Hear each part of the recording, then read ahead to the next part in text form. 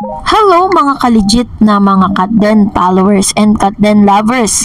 Abay Mr. Robby Domingo, may pambubuking na naganap sa Katden. But before that, if you haven't subscribed yet to my YouTube channel, please don't forget to like, share, and subscribe at i-hit mo na rin ang notification bell for more showbiz updates. Of course, bago tayo magpatuloy sa ating updates for today's video, nais ko po muna magpasalamat sa lahat ng mga legit viewers, subscribers, at ang lahat ng mga legit na nagmamahal at sumusubaybay sa lahat ng ating mga updates.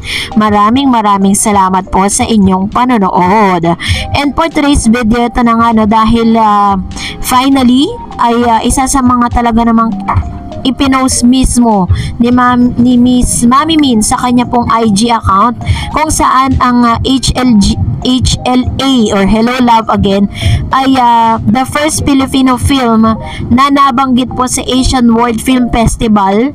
It was announced dates, opening and closing film, special program, and award ceremony. Biruin po ninyo, this is really, talagang masasabi mo talagang historical na matatawag po ang Hello Love Again. Dahil sa dami ng mga achievements, ito lang po yung pelikula na hindi pa po na ipalalabas sa publiko, pero sobrang ingay na po at talagang sobrang napaka-prominent sa lahat ng bansa, hindi lang sa Pilipinas. Kaya congratulations Katden, dahil deserve nyo po ang lahat ng success, and of course syempre congratulate din natin ang lahat ng mga Katden followers and lovers na nandiyan, talagang walang sawang sumusuporta para po sa Katden. And now eto na, pag-usapan natin dahil ngayong araw nga ay nangyari or naganap po ang pagpapakilig ng Katden dito po sa ASAP stage ngayong araw. At isa si Miss Maymay Entrata sa nagpaka-fanay sa Katden. Malakas ang karisma ng Katden maging sa mga kapwa nito celebrities. Gaya na lamang ng ama kabugera singer na si Miss Maymay Entrata na napaka-panay kina Catherine Bernardo at Alden Richards. At hindi pinalagpas ang pagkakataon na magkaroon ng photo op sa dalawa. Nangyari ito sa backstage ng ASAP nitong Sunday, November 3, at viral nga ang video na ito ni Maymay na chinika ng kaharap-harapan ang Katden na parang may ibinibida at saka hinihilingan ang dalawa na magkaroon siya ng larawan na kasama ang mga ito.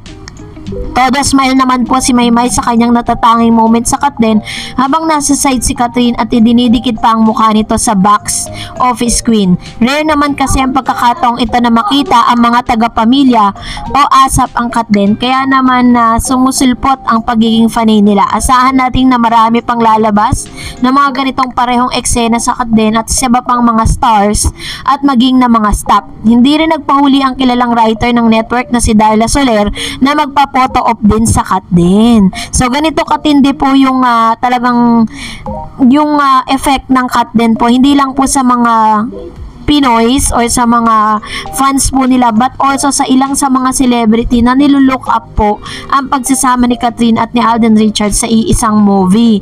And of course syempre very very special din na makita natin si Alden Richards at tumungtong po dito dito po sa Kapamilya Network. At syempre po, hindi rin po nagpatalo ito pong si Mr. Robby Domingo na pakiligin ang ilan sa mga Katden fans dahil po sa video ito. Panoorin natin. Siyempre, yung pagkakaho. Kailangan maganda yung chemistry doon. Ikaw, iba yung joy mo ngayon. Yes! Iba talaga. Kamusta yung sabi ko sana yung relationship? Yung kamusta yung nangyari na trabaho doon sa Canada? Hilig ang marami mga fans sa mga tanong na ibinukol nga nitong si Mr. Robby Domingo towards Catherine Bernardo and Alden Richards. Kasi kahit po parang, kahit sabihin na natin na parang pabiro niyang binibiro itong si Alden at si Catherine, na ang gusto niya talagang tanungin ng personal sa Catherine at kay Alden is yung patungkol po sa kanilang relationship. But because nandun po sila sa ASAP to promote their movie, not to ask them any personal questions, kaya naman nagtawanan at sobrang kinilig ang lahat ng mga Katden fans sa pagbibirong ginawa nga ni Robby. Alam naman natin na si Robby Domingo talaga wala po siyang preno pagdating po sa mga love teams at sa mga napapabalitang magkarelasyon na nga sa showbiz. Kaya naman tuwang-tuwa ang ilan mga Katden fans dahil minsan pa pinatunayan ni Robby na talagang siya talaga ang pinaka isa sa mga mambubuking sa lahat ng mga nagkakamabutihang mga celebrities. So, congratulations, Catherine Bernardo and Alden Richards, dahil number 1 trending na naman po sila sa Twitter ngayon, yung kanilang pag-guest po sa ASAP. At kitang-kita natin talagang pinakilig po nila ang lahat ng mga netizen, ang lahat ng mga live audience that time, sa kanilang titigan, sa kanilang kantahan. At makikita mo sa mga mata ni Alden Richards how she really love and likes Catherine Bernardo. Kahit sino pang humarang at kahit sino pa ang talagang hindi pumayag, pero makikita mo, because the eye is the window of our soul, so makikita natin lahat nilalaman ng kanilang mga puso, 'di ba?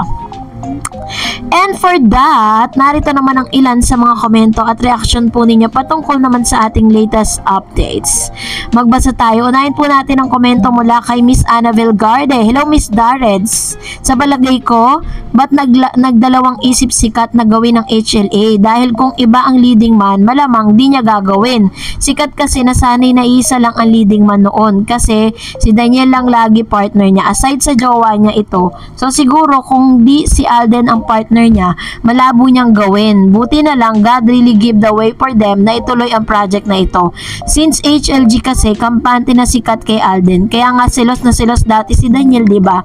Buti na talaga nagtagpo ang landas nila. And dalawang movie kasi kung hindi walang cut din tayong sinusubaybayan at walang ligawan na nangyayari sa dalawa. Just imagine kung di sila tinadhana. Siguro si Kat at Daniel ay married na this year at si Alden still single and lonely. Wow, naman. Buti na lang talaga, Lord, at nakialam ka. Pinagtagpo mong dalawang tao na karapat-dapat sa isa't isa. At everybody happy, lalo na ang parents si Kat na nasa tamang tao na si Kat. At ang family naman, ito po yung totoong, ito yung realidad talagang nangyayari, no?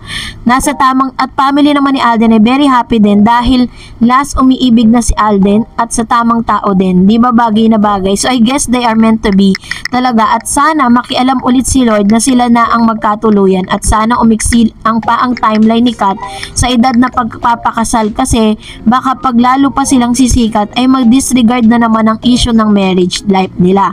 So yun lang masasabi ko. Thank you Miss Darreds for never-ending updates of Kat din, and God bless. Ayan. Ito naman yung kanyang komento patungkol sa bagay na ito, no?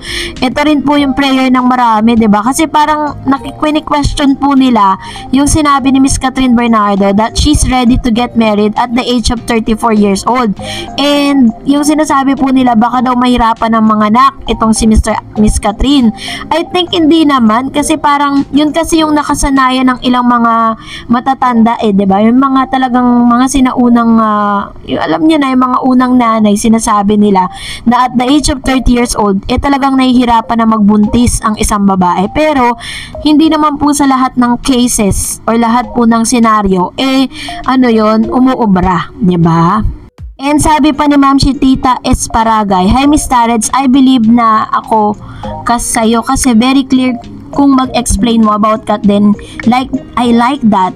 Lahat tayo umaasa na sila na talaga. Lahat ng angulo ng Kat din, perfect. Sobra, di ko naman nakahiligan ng manood ng mga nangyayari sa mga artista. Pero I want super akong kinilig dito sa Kat din. Since pinanood ko yung Hello, Love, Goodbye at paulit-ulit kong pinapanood, may something talaga sa kanila Miss Darreds. Yun ang ramdam ko. Lahat ng interview ni Alden, walang pagsisinungaling pagdating kay Kat. Ngiti lang ang sagot sa mga magtatanong ng media. Pwede na siyang yes or no, pero wala kang maririnig. Pero about sa niya, maririnig sinagot na wala silang. Totoo po yan. Ito pa, sabi niya, something romantic relation sa kanila. Ibig sabihin, sikat lang talaga. Pinapanood ko lahat ng mga activities ni Alden. May mga pinapanood siya mga cover magazine ni Kat. So ano yung meaning yun? Matagal na yan mga gusto ni Alden kay Catherine. Ayan. So ito po yung kanyang komento patungkol sa bagay na ito. Which is, ilan yan sa mga ebidensya na talagang kahit po hindi pa po single si Miss Catherine, lahat po ng mga pictures ni Miss Catherine talagang meron pong copy si Alden, ano. And sabi niya, pinanonood niya lahat ng activities si Alden. May pinapanood siyang mga cover magazine. Yung matagal ng Bernard, so happy na lang tayo para sa dating Kat din.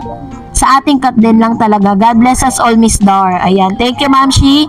Teresita Esparagay. Salamat po sa inyong komento, ano. And of course, another comments coming from our one of our viewer here. Sabi ni Mr. Joel Lopez, pero kahit na walang sinabing masama si Kat kay DJ, pero mas nasaktan siya sa nakikita niya sa mga ginagawa ni Kat dahil yung pinagseselosa niya noon na kasama ni Kat, tama lang yung masaktan siya dahil masakit yung ginawa niya kay Kat. Yan, so ito naman yung kanyang komento patungkol dito sa bagay na ito, no? Parang sinasabi niya na deserve nung ex ni Miss Catherine Bernardo kung ano yung nafe-feel niya ngayon, which is bagay na na-overcome na ni Miss Catherine Bernardo noong mga oras at mga pagkakataon na talagang nagkaroon na po sila, or ang pinakaano kasi dito yung kung napanood nyo po yung sa PEP, 'di ba? Yung parang halos paiyak na si Catherine kasi iniiwan siya ni Daniel na bagay na dati hindi naman sila ganun. Ano yun days of too good to be true. Yun. So hindi na pala sila okay nun. Sabi ni Miss Madeline Kagiwa, hi Miss Tared, sana umamin na ang Kat din para tumigil na rin si Sanya Lopez sa paggamit ng pangalan ni Alden Richards para lang sumikat siya. Lalo't perfect couple talaga kayo, Kat din. Sabi naman ni Miss Antonia Erna, correct po Ma'am Dareds, napakabait ni Miss Kat. Ayan, salamat po sa inyo pong mga komento at reaction. And that's it for today. For more videos and updates, please don't forget to like and subscribe. And please don't forget to follow my Facebook page, Dar Eds TV. God bless everyone!